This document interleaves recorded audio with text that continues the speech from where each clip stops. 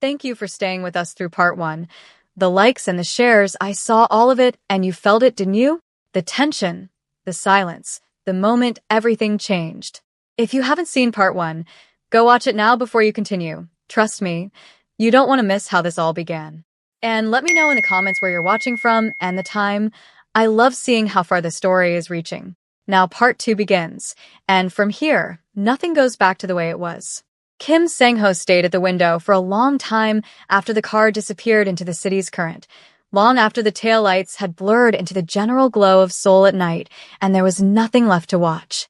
The DNA result was still in his hand, folded once, the paper already soft at the crease from how many times he had opened and closed it in the last 2 hours. He set it on the desk eventually, not in a drawer, not hidden away on his phone where the PDF was saved in a private folder, but flat on the surface where he would have to look at it when he sat down because he had decided somewhere in the last hour that he was done managing things by putting them where he didn't have to see them. He had been doing that for 5 years without knowing it. The office still held traces of them. The legal pad Leo had written his name across in the large, uneven letters of a child discovering that letters were a form of power.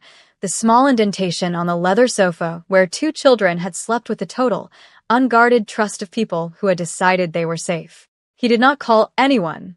He did not open his laptop. He stood in his office in the dark and did what Kim Sang-ho almost never did. He let the weight of something sit on him without immediately engineering a way to lift it, and what he felt, under the weight, was not what he expected. He had expected guilt. He had expected the particular cold machinery of his mind to begin immediately constructing a plan, acknowledgement, legal framework, financial provision, structured access, the architecture of responsibility without intimacy, the kind of arrangement a man like him could manage without having to fundamentally change what he was. What he felt instead was something he didn't have a clean word for. It was closer to hunger. The particular hunger of a man who has been living in a room with no windows for so long that he had stopped noticing the absence of light, and then a door opened, and 2 4-year-olds walked through it with his face and his pen habit and his exact rare allergy, and the light was so ordinary and so total that he didn't know yet what to do with it except stand in it and try not to look away. He left the office at 11. His driver was waiting. In the car he said nothing, and the driver, who had worked for him for 3 years and had learned that silence from this particular man was not an invitation to fill, said nothing either, and Seoul moved past the windows in its nighttime version. Quieter, somehow more honest, the way cities are when the performance of daytime has been put away. Outside, the city hummed softly, and in the apartment near Siademan, Angela was not asleep. She was on the faded couch with her legs tucked under her and her phone face down in her lap, and the specific quality of wakefulness that isn't restlessness, but is the mind refusing to stop processing something it hasn't finished with yet. Joanne had put the twins to bed as soon as they came in. Leo was out before his head fully touched the pillow, and Cleo was already asleep by the time Joanne returned to the couch and sat beside Angela with 2 cups of tea and the particular patience that was Joanne's most essential quality. The patience of a woman who had learned that the people she loved needed space to arrive at things in their own time, and that the kindest thing she could do was be present and quiet while they did. They sat like that for a few quiet seconds before Angela spoke, quietly, with the steadiness of someone saying something she had held in for years. I am so angry at him, Joanne. Not at what happened that night. I made my peace with that a long time ago. I'm angry at the 5 years. I'm angry that Leo had a fever and I sat on that bathroom floor alone in the dark, while the man who was his father was 3 miles away in a glass tower, not knowing, not looking, not. She stopped, breath catching. Joanne took her hand, and Angela let her. I'm angry about when they were crawling on that cold floor, and I was too tired to even notice how fast they were growing. When they were teething and crying through the night, and I had to go to work the next morning like nothing happened. When we were switching jobs, cleaning, serving, anything we could get just to keep food in the house. When I had to choose between paying for daycare or keeping the lights on. When they took their first steps, and there was no one else there to see it but you and me. Only you and me. Her voice softened, but it didn't lose its edge. And I'm also, she continued, quieter now, not unwilling to see what this is. Which makes me angrier because it would be easier if I was just angry. Joanne said nothing, and it was exactly what Angela needed, and they stayed like that until the city began its slow, gray transition toward dawn. Get some sleep. Angela said finally. You too, Joanne replied, but neither of them moved for a long moment. They sat like that for a few quiet seconds more before Angela exhaled again, her voice low and unsteady. I still can't process it, the 7 million one he sent just so I could stay a few more minutes in his office. He knew about the allergy before I even said anything. He looked at the twins. Joanne, he smiled. He was supposed to be cold, he shouldn't be soft. She shook her head, eyes distant. I was finally getting to a better place. We had each other. I had made peace with everything after that night, but this changes everything. The DNA, Joanne, I wasn't ready for that. I'm not even thinking straight. Joanne tightened her hands around her cup. Angela, but the words kept coming. He sat on the floor with Leo like it was nothing, showing him how to hold that award. He checked the food, every single thing, made sure there were no nuts before they even touched it. Who does that? And then he said 10 o'clock tomorrow like it was already decided, like we were already part of something. Joanne studied her. And are you? Angela stared at the dark window, the city's glow pressing softly against the glass. I don't know what I'm supposed to do with a man who leaves money on a table and disappears, and then 5 years later sits on his office floor with my son like he never left. Joanne was quiet for a moment, then said gently, You're not supposed to figure it all out tonight. Tonight you breathe. Tomorrow you decide.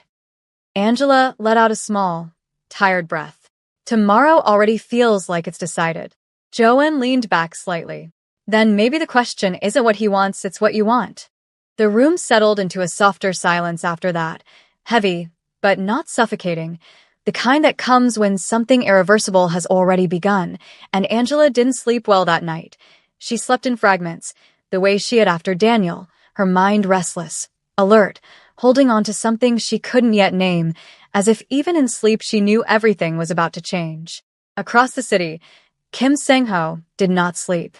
He and Yoon Ji-soo occupied separate bedrooms, an arrangement that had long made clear what neither of them needed to say aloud.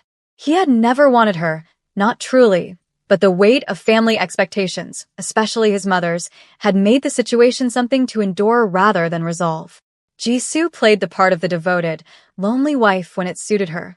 Sang-ho neither encouraged it nor cared to challenge it.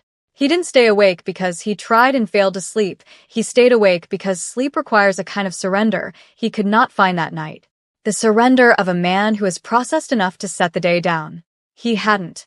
What had happened in that office was not something that could be neatly understood or quietly filed away. It didn't settle. It stayed. It occupied space in his mind, in his body, in the stillness of the room.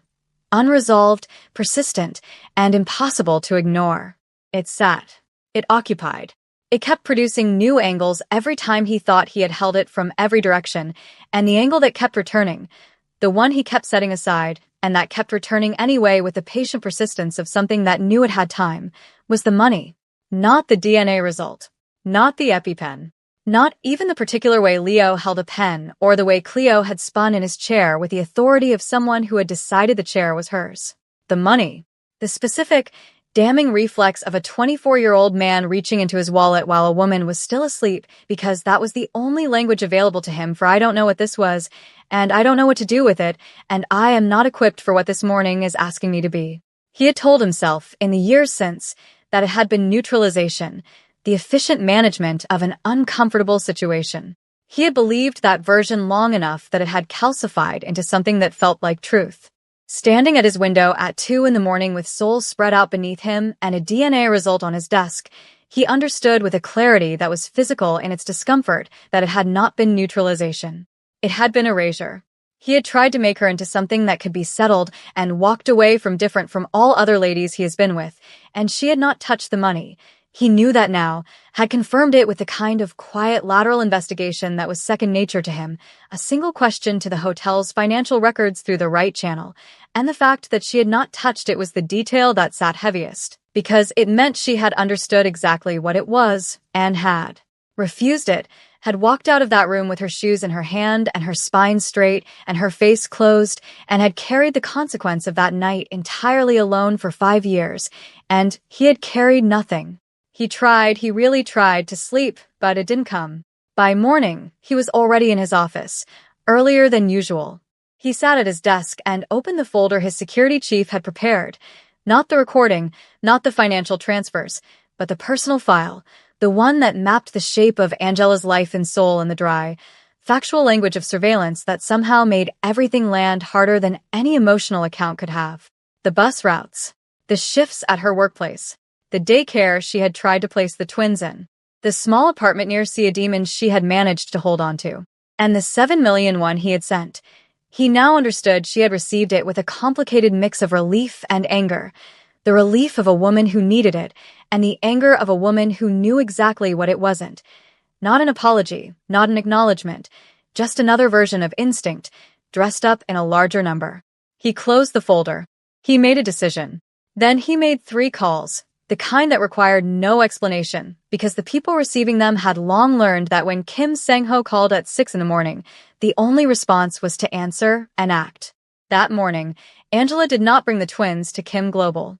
She sent Sang-ho a message at 8:47. "I need a day." He replied in under a minute. "Take the time you need." The brevity of it carried its own meaning. She spent the day with the twins at the small park near their apartment, Leo and Cleo moving through the playground with a kind of curiosity that turned everything into a question. "Why is this like this, Mommy? What does that do?" they asked in turns, and Angela answered each one with quiet patience and affection. At one point, Leo pointed at a father lifting his child high into the air and asked, "Mommy, can the mister from yesterday carry me like that?" Angela didn't answer immediately, just watched him for a second before smoothing his hair. Nearby, Cleo was already negotiating with a group of older children over the rules of a shared game, her voice small but firm. For a few hours, Angela let the park become their whole world, the simple, uncomplicated world of children who were fed, warm, and untouched by boardrooms, DNA results, or the quiet unraveling of adult truths, and she sat on the bench in the soft spring air, allowing herself, just for that moment, to exist inside it without the weight of what was coming. She needed the day. She took it. What she did not know, while she was at the park, was that the day was not quiet in the building she had not gone to. Yong-soo had called a meeting of his 3 reliable board contacts at 9 in the morning, in a private room on the 29th floor that was not on any official schedule, because Yong-soo had spent the night recalibrating and had arrived at his office at 7 with the particular energy of a man who has decided that the situation has not yet moved beyond recovery if he acts quickly enough and with enough precision. He was wrong about this. But he did not know he was wrong, which made him dangerous in the specific way that wrong people who are confident in their wrongness are dangerous, unpredictably with commitment. What Yong-soo needed was Joanne. This had become clear to him the night before, in the particular cold logic of a man who had looked at every variable and identified the one that was softest. Angela was not soft. He had watched her in that office through the camera feed, the spine, the stillness, the way she absorbed information without reacting to it, and he had assessed, correctly, that Angela Tyson was not a woman who could be bought or frightened. But Joanne was newer to this world, newer to Kim Global, newer to what it cost to be inside a machine this size, and she had a position that was recent enough to be fragile, and she couldn't afford to risk losing it. He sent her a message through an intermediary, not directly, because Yong-soo never did anything directly that could be done through a layer, asking her to meet him for lunch at a restaurant near Udo, framing it as a performance review conversation for new administrative staff, which was plausible enough that declining it would have required a specific reason, and Joanne did not have one available. She went. She sat across from him at a table in a restaurant that was expensive and quiet and selected for privacy, and she listened to him talk about her future at Kim Global with the patient, appreciative expression of a woman who was taking the conversation seriously, and she ordered the soup and ate it slowly while he moved from the performance review framing to the actual conversation with the practiced, unhurried ease of a man who had done this before. He wanted 2 things from her. First, information about Angela, specifically whether she knew the full story of what had happened 5 years ago, whether she had documentation, whether there were people in Chicago or elsewhere who knew about the twins' parentage and could be approached. Second, he delivered this one more carefully, wrapped in the language of her financial security and the fragility of work visa arrangements for foreign nationals, her cooperation, not action, not anything dramatic, simply a willingness at the right moment to confirm to the board that Angela's presence in Seoul was temporary and personal, and not something Kim Sang-ho had been aware of before the previous afternoon. A small thing. A single sentence if it came to that. In return, her position was guaranteed for 3 years, her visa renewed without complication, and a private account would receive a figure that Joanne, looking at it on the small screen he turned toward her across the table, would not have to look at twice to understand the size of. Joanne looked at the number. She looked at him. Then she said, "I need to think about it." He said he understood completely and that there was no pressure and that he trusted her to make the right decision for herself. He meant this as a reassurance. What it actually was, though he did not know this yet, was the moment the door of his own trap swung open and he stepped through it, because Joanne had walked into that restaurant wearing a small device that Sang-ho's security chief had fitted to the lining of her jacket before she went to the restaurant after Joanne had forwarded that contact to Sang-ho with a message that said, simply, "He's coming for her through me."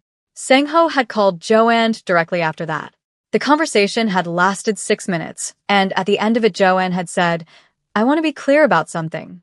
I'm not doing this for you. I'm doing this because Angela has given 5 years of her life to keeping those babies safe, and no one is going to use me as the instrument to undo that." Sang-ho had said, "I understand." Joanne had said, "I don't think you do yet, but I think you're trying to." She had agreed to the device. She had gone to the lunch. She had eaten the soup slowly and listened to every word and given Young-soo nothing and taken everything, and when she stood to leave she said, "I'll be in touch," with the smile of a woman who meant something entirely different by it than he understood, and she walked out of the restaurant into the Udo afternoon and texted Angela one line, "I need to tell you something tonight." And then she texted Sang-ho's security chief, "You have everything you need." What none of them had yet, not Sang-ho, not Joanne, not Young-soo himself, was the information that Ha-jun had been sitting on for the past 24 hours with the careful patience of a man waiting for the moment it would land with maximum consequence. Ha-jun knew about Jisoo. Not just the photographs, not just the meetings in Young-soo's private suite. He knew the full shape of it, the 8 months, the specific nature of the entanglement, and the thing that changed everything, the thing that made the entanglement irreversible and the stakes of Young-soo's boardroom play suddenly, catastrophically personal. Jisoo was pregnant. 10 weeks. Ha-jun had confirmed it through the private clinic, where Jisoo had attended 2 appointments under a name that was not hers, but on a patient file that his access, carefully maintained across 4 years of being the man who knew which doors opened for him in this building, had allowed him to locate. The child was not Sang-ho's. Sang-ho had not touched Jisoo in 14 months. The timeline was unambiguous. Ha-jun had held this information for 24 hours. He had held it because information released too early is information wasted, and information released at the right moment is the difference between a complication and a conclusion. He had decided, sitting at his desk that morning with his 3 message threads open and the recording from Joanne's lunch already transferred to the secure server he had planted on Young-soo's phone, that the right moment was tomorrow.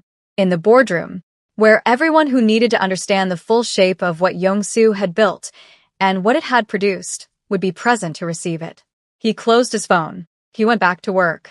And somewhere across the city in a private clinic near Gangnam, Yoon Jisoo sat in a consultation room with her hands folded in her lap and her face doing the careful, controlled work of a woman who had been running 2 calculations simultaneously for 8 months and had just discovered that one of them had produced a result that made the other one obsolete. And she stared at the wall and understood that the window she had been keeping open, the window towards Sang-ho, toward the marriage, toward the version of her life that looked like what she had been told it should look like, had just closed quietly and permanently from the outside. She considered her options, deciding she could pin the pregnancy on Sang-ho. The truth must not come out, but what she didn't know was that it was already unraveling.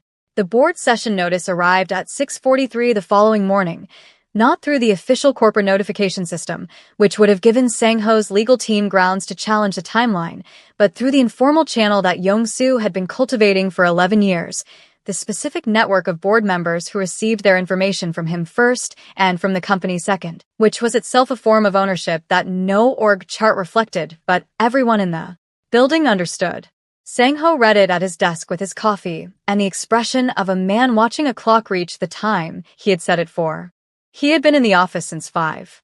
Not because the preparation required it, The preparation was done. Had been done since the afternoon Joan walked out of that Udo restaurant, and the recording was transferred to the secure server, but because he was the kind of man who needed to be in the place where the thing was going to happen before the thing happened, who needed the room to be familiar before the room became a stage. And the boardroom on the 32nd floor had been his stage for 6 years, and he was not going to walk into it cold on the morning it mattered most. He called Angela at 6:50.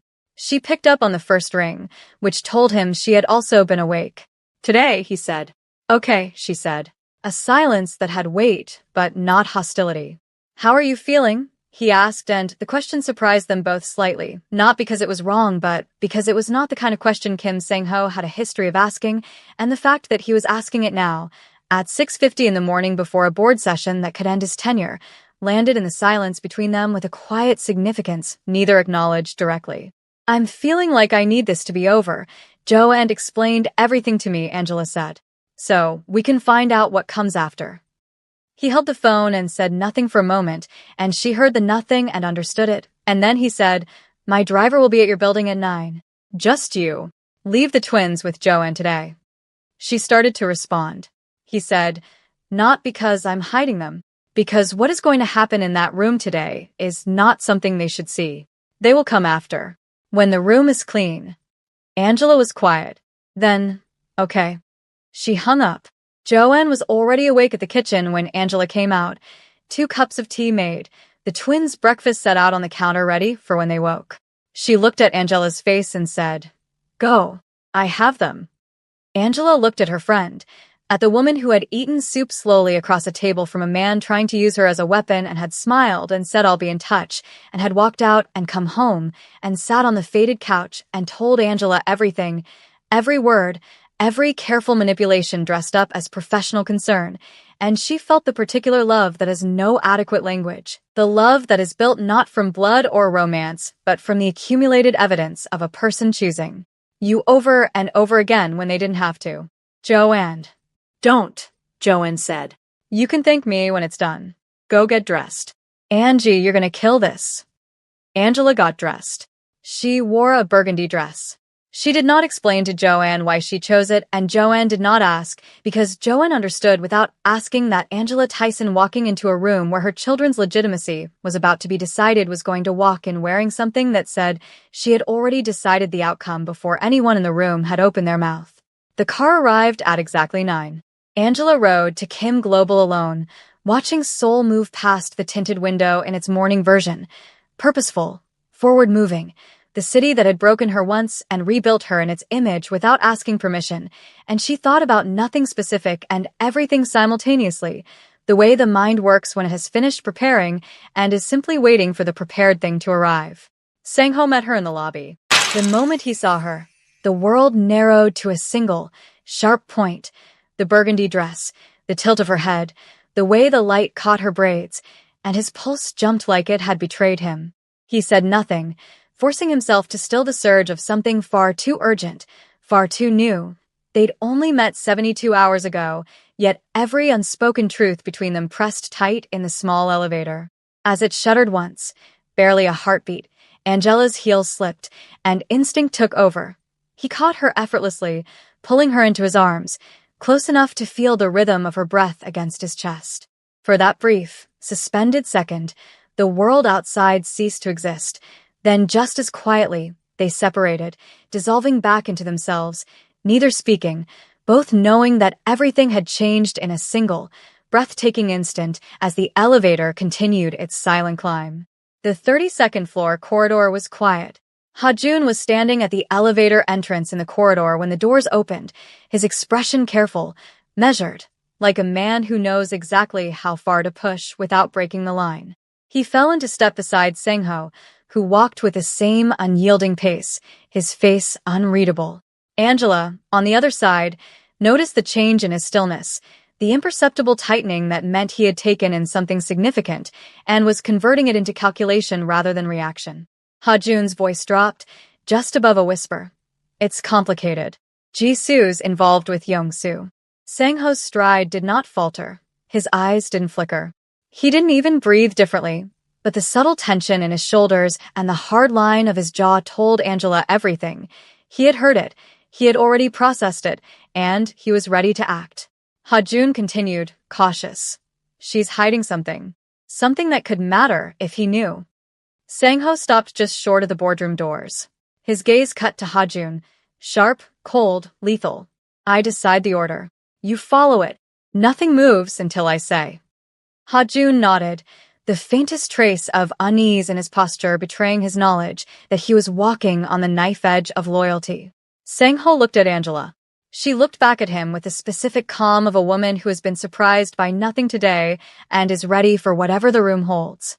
He pushed the doors open, and the boardroom felt like a stage set for a verdict.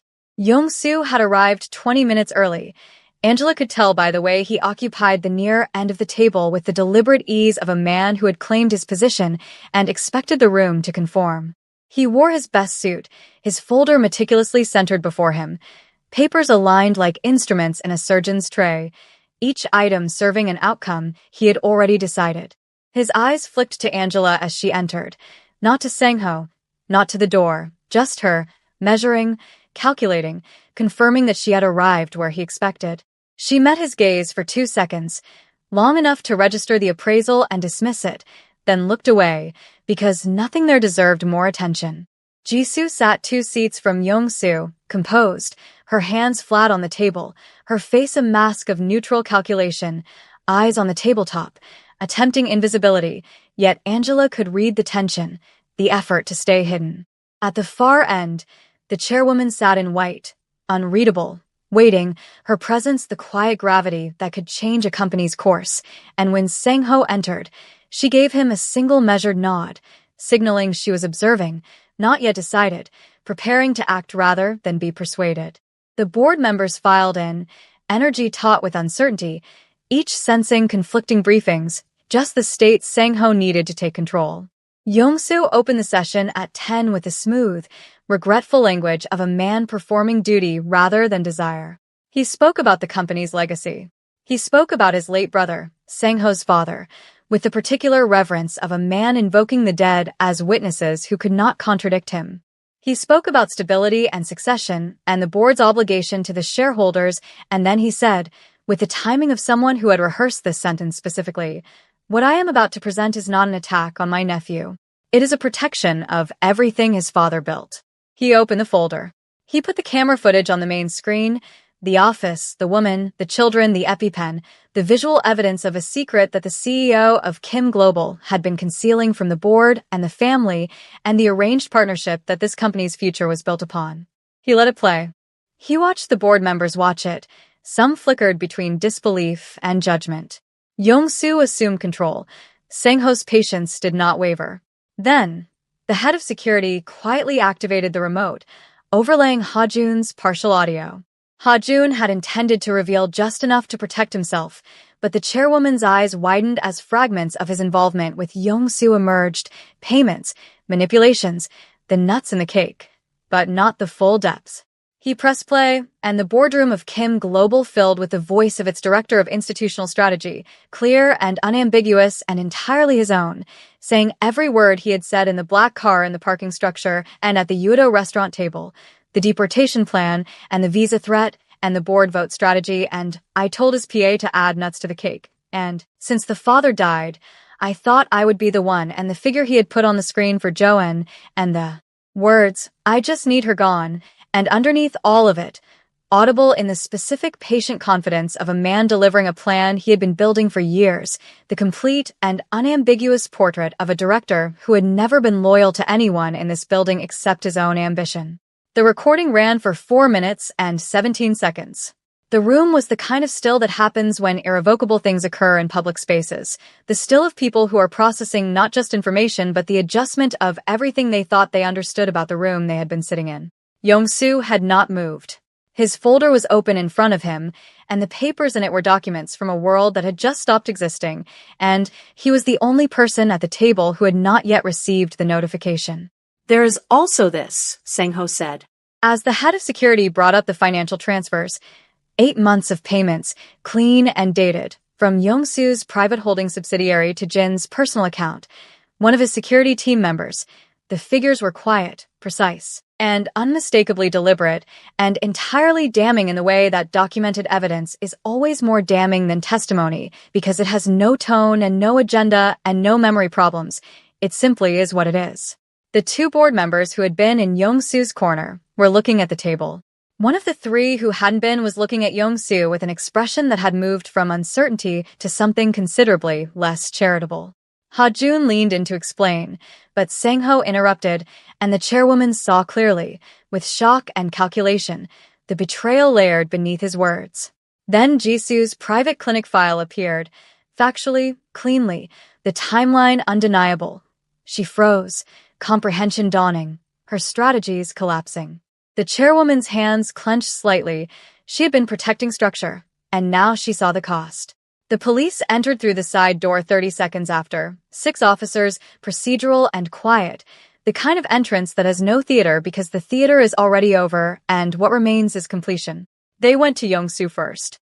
He stood slowly, with the specific dignity of a man who has lost everything and has decided that the only thing remaining within his control is how he is seen to lose it, and he looked at Sang-ho across the 18 feet of black lacquered table with the expression of a man searching for something. Defiance, an argument, a version of the last 11 years that ended differently, and finding that none of those things were available to him in this room, on this morning, in front of these people. He went with the officers without speaking, including Ha-Jun, Jisoo, and Jin were detained for their collusion with Yong-Soo. I want to speak to the board alone. 20 minutes. The chairwoman's voice held, but the shock beneath it had not fully settled. It lingered in the slight tightness around her eyes, in the way her fingers pressed once against the table before she stood. She had trusted Ha-Jun. She had allowed Jisoo into her structure. And now both had fractured in front of her. Sang-ho met her gaze for a brief second, reading all of it, then nodded. "We'll be in the waiting room," he said, his tone steady, controlled. Angela glanced once at the chairwoman, something unspoken passing between them, then turned as Sang-ho led the way out. The door closed behind them with a quiet finality. The waiting room down the corridor was understated but precise. Soft leather chairs, a low glass table, the muted hum of the city filtering in through the floor-to-ceiling windows.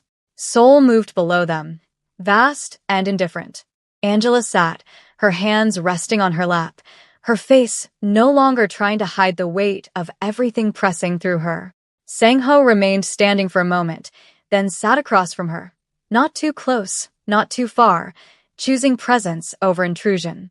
He didn't try to speak, didn't try to fix anything. He had learned enough in the last 72 hours to understand that some moments demanded silence, that standing beside someone while they carried something heavy was not the same as leaving them to carry it alone. The minutes stretched, longer than they had any right to be, each one marked by the quiet awareness that everything inside that room was being decided without them, and yet entirely about them.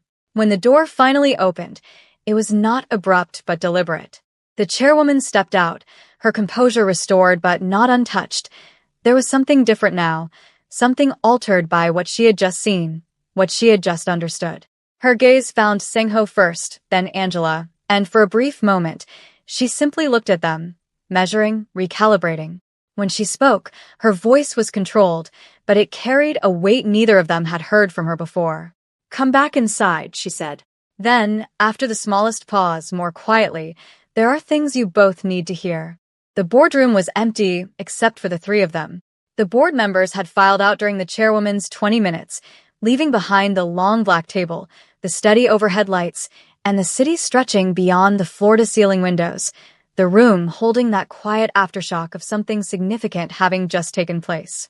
She had come to get them herself, asked them to return, and now they were all seated, Sang-ho on one side, Angela on the other, while the chairwoman took the center, not his end, not the power position, but the place a person chooses when they are not trying to preside but to be present. She looked at her son, then at Angela, and though she had told them to sit when she called them in, she remained still, her hands resting loosely at her sides instead of folded or pressed against the table, and that absence of control, of her usual composure, said more about what this conversation was going to cost her than anything she had said so far. "I need to tell you why," she said. "To both of you. Not the version I have told myself for 5 years. The actual reason." Sang-ho said nothing. Angela said nothing. The chairwoman looked at the window. Your father died 14 months before that dinner, she said to Sang-ho. You know that. What you don't know, what I have never told you, is that in the last year of his life, when he understood what was coming, he sat across from me in his hospital room and said his only regret was that he would not live to see you become a father. Not a CEO, a father. He was afraid you had learned too much from him about building things and not enough about keeping them, and that you were moving through women without ever choosing one, changing them like clothes, never staying long enough to build anything real, not even willing to give yourself fully enough to create a life with one. She stopped. The room was very quiet. I told him you would be fine. I told him the company would carry you.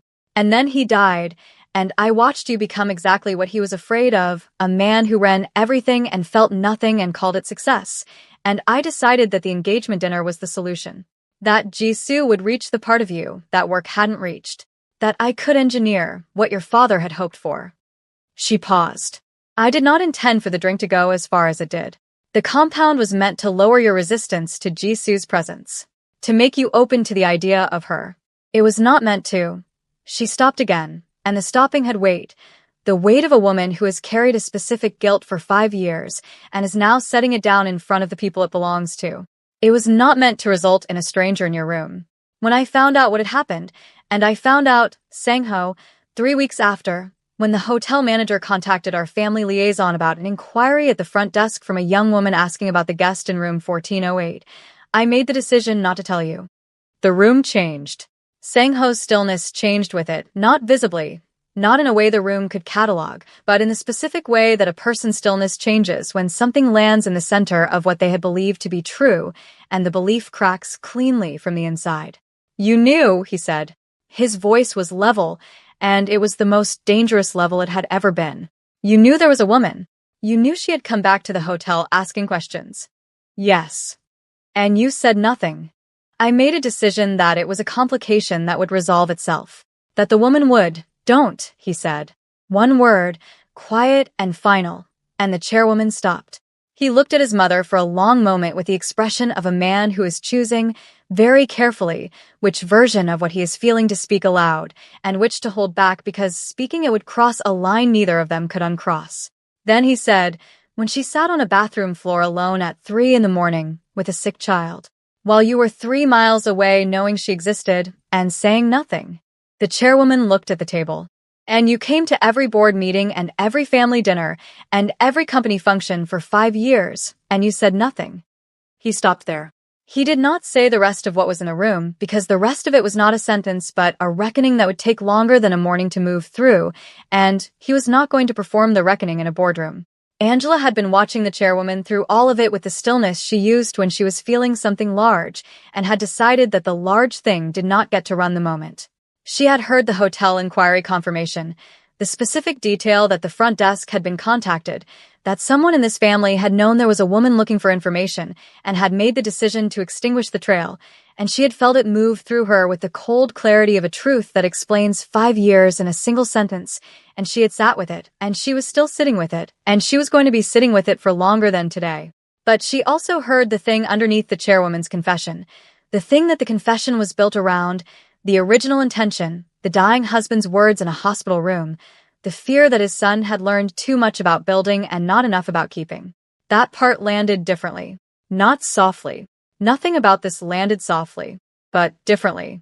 The chairwoman turned to Angela.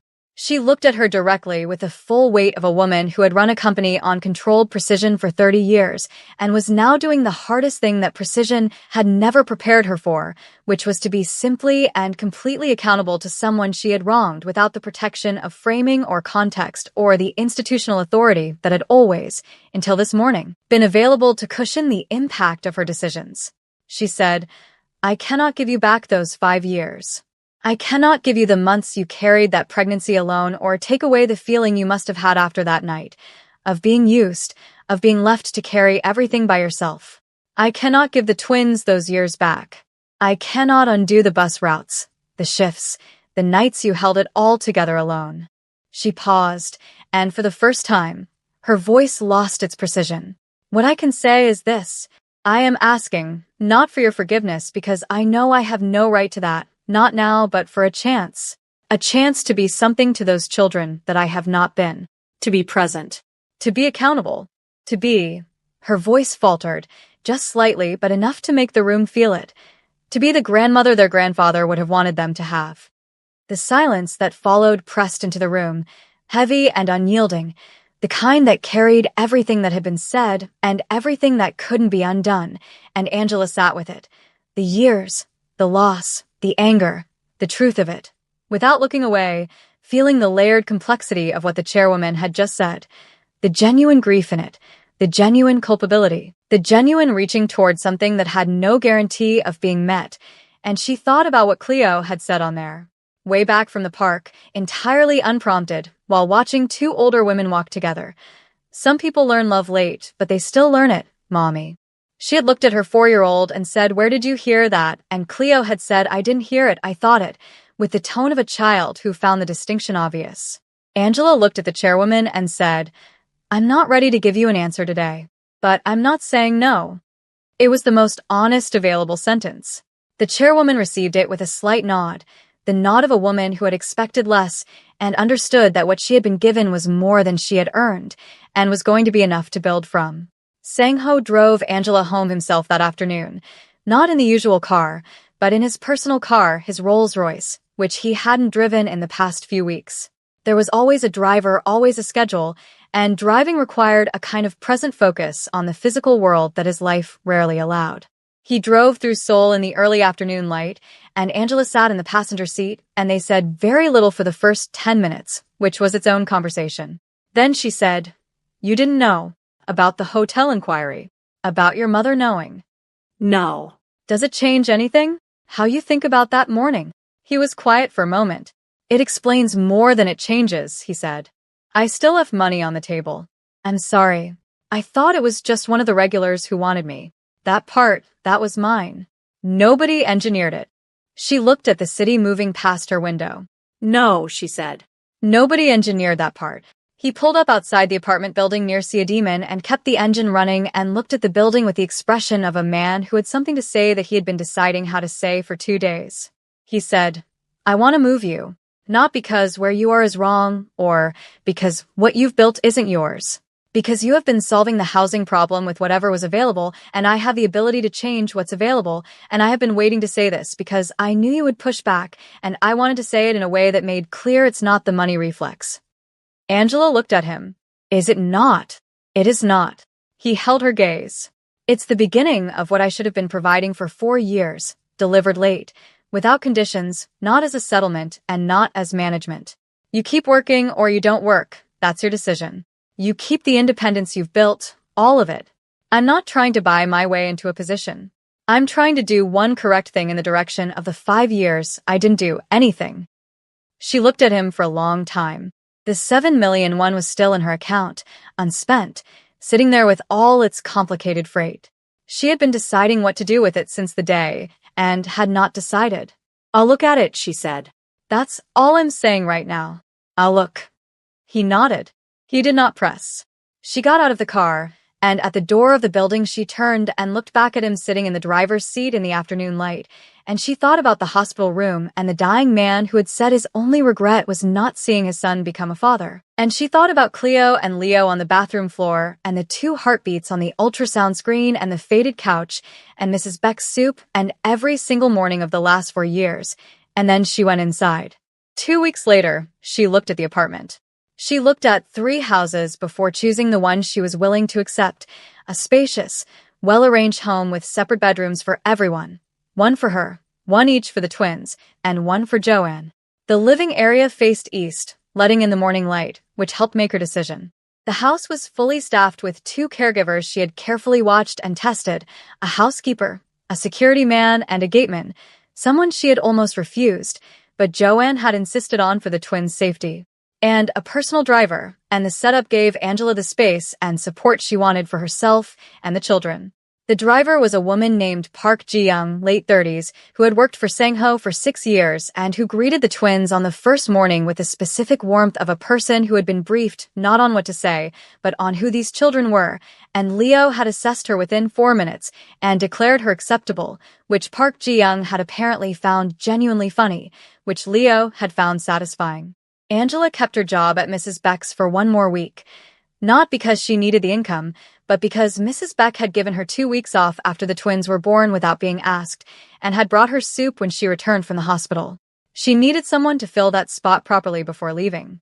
Mrs. Beck had cried when Angela shared some of her story, but wished her well. Some things, she understood, you didn't walk away from without a proper goodbye. On her last shift, Mrs. Beck held both her hands and said in Korean, "You worked hard. Now let someone work hard for you," which Joanne translated. Angela looked at the ceiling for 15 seconds before she could respond. The allowance Sang-ho deposited each month was not discussed between them beyond him saying the figure once and her listening and neither of them treating it as a negotiation, because it was not a negotiation. It was a man meeting an obligation that had existed for 4 years and was now being met, and the distinction mattered to both of them. The bonding between Sang-ho and the twins was not a single moment. It was an accumulation, small, specific, daily, the kind of bonding that doesn't announce itself but is suddenly one morning, simply there in the room with you, and has clearly been there for a while.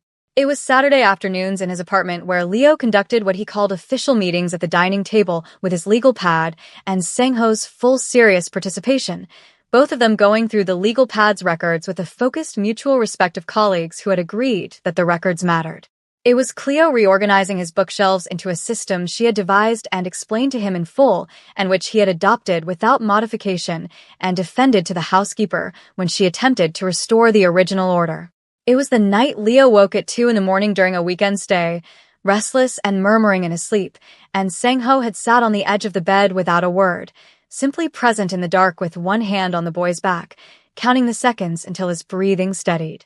Leo had snuggled against his father's sleeve and slipped back into sleep, and Sang-ho had stayed there long after, unmoving, quietly understanding what it meant to be a steady presence that someone needed in the room, not a solution, just a weight, just a presence, just someone who stayed.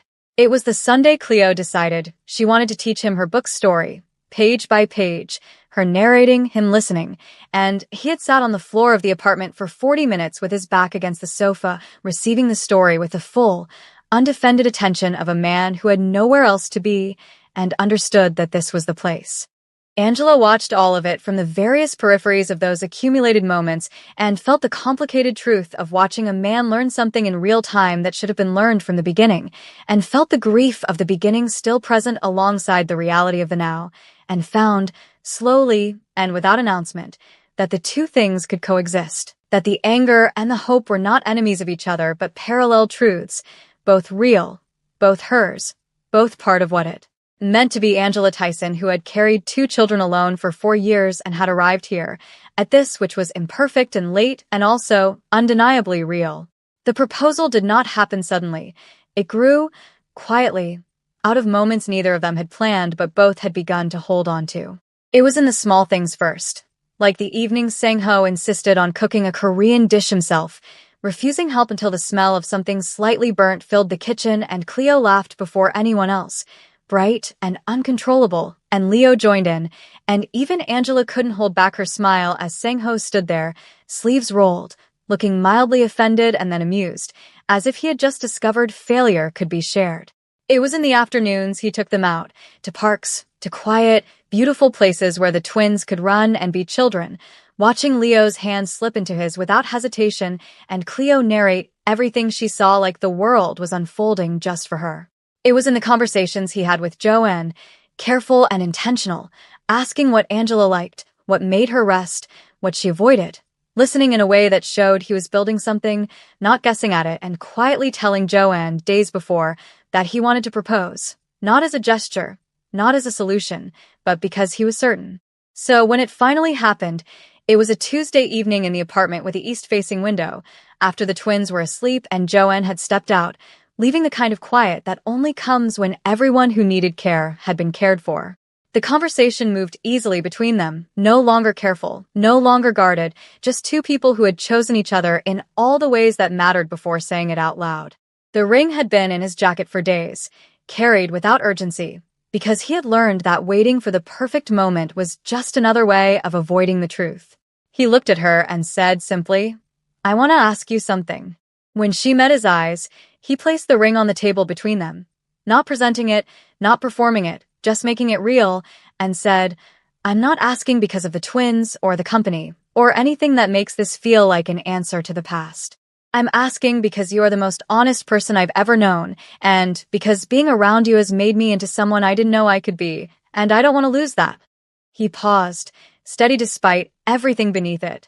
"I know I haven't earned all this yet.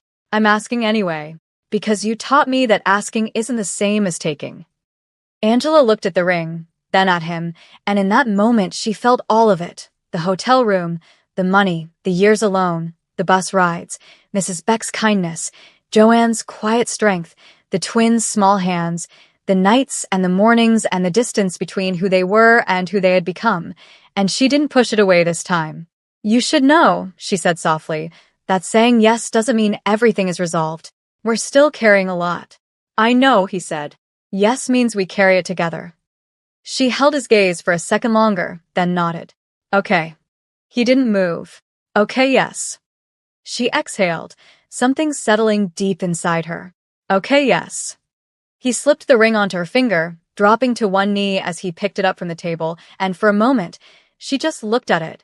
Not as something imagined, because she had never allowed herself to imagine this, but as something real, present, hers. Then she looked up at him. "Leo and Cleo are going to want to see this." "I know," he said quietly, "and they're going to ask a lot of questions." She let out a soft laugh, the kind that came easier now. "We'll have to be ready for all of them." Her laughter grew, full, unguarded, the kind that hadn't had many places to live before, and it filled the room, and Sang-ho felt something in him finally come to rest, not in achievement, not in resolution, but in something simpler and rarer, being exactly where he was meant to be. Life did not pause after everything that happened. It began to rearrange itself into something steadier, something earned. Joanne's loyalty did not go unnoticed. Within weeks, she was promoted to head her unit, a role that came with real authority, better pay, and the kind of benefits that meant she no longer had to calculate every decision around survival. She carried it with quiet pride, the same way she had carried everything else, without noise, but with weight. At the same time, she and Angela enrolled in courses that fit around the twins' routine, carefully chosen so nothing disrupted the children's rhythm, because now they had support, real support, and for the first time, building a future did not come at the cost of holding the present together. The chairwoman asked to see her son again not long after the boardroom day, and that conversation was not about the company. It was about him. About the boy she had raised into a man she had misunderstood, and the man who was now standing in front of her with children she had not expected, but could no longer ignore. They spoke without interruption, without performance, and somewhere in that conversation, something softened, not erased, not fixed, but opened. It was her who decided, in the quiet that followed, that the story would not end at repair. It would build, not a foundation in name, not something distant and ceremonial, but something living, an initiative structured quietly under the company, designed to support single parents and children in the early years, the years that break people when there is no help.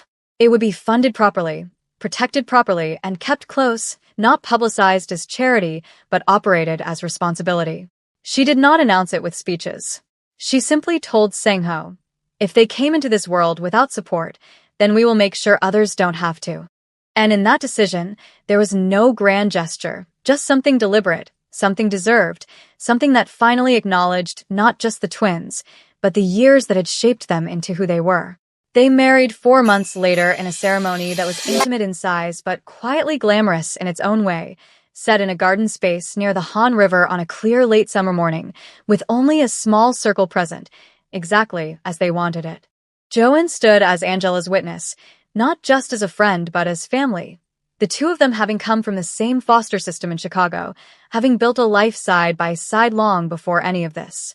Leo was the groom's ring bearer, holding the bands with serious focus, while Cleo walked ahead as the flower girl in white, scattering petals with soft determination. At one point, Leo looked up at his father and said, "Appa, Mummy is beautiful," with the quiet certainty of a child stating a fact. The chairwoman sat in the front row, composed but no longer distant, invited not out of obligation but because Angela had chosen to forgive her, fully aware of what had been done and equally aware of what had been rebuilt. Before the wedding, Angela had also learned about what the chairwoman had quietly put in place on behalf of the twins. Not a public foundation, but a deeply intentional initiative designed to support people of color navigating life in foreign countries, especially single parents, structured with care, dignity, and long-term impact. It was not announced loudly, but it existed, and it mattered. After the ceremony, life continued forward, not as a perfect ending, but as a steady, earned beginning. Joanne stepped fully into her new role leading her unit, carrying both success and loyalty with her, while she and Angela continued their schooling. The home was full, the days structured but warm, and the children grew in an environment that no longer felt fragile. The story did not end with grand declarations. It settled into something better. A family that had come together in the most unlikely way, through mistakes, time, distance, and truth, now stood whole. Everyone, in their own way, had found their place.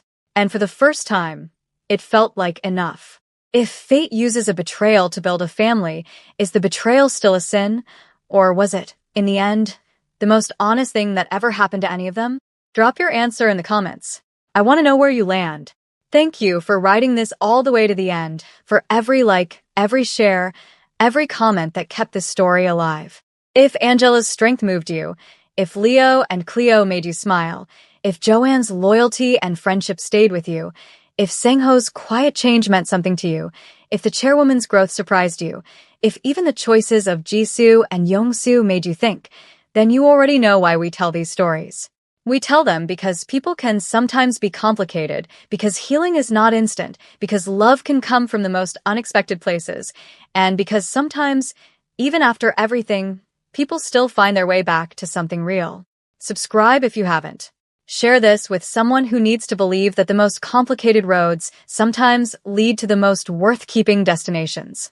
Hit the notification bell so you're first when the next story drops. I'm so glad you were here.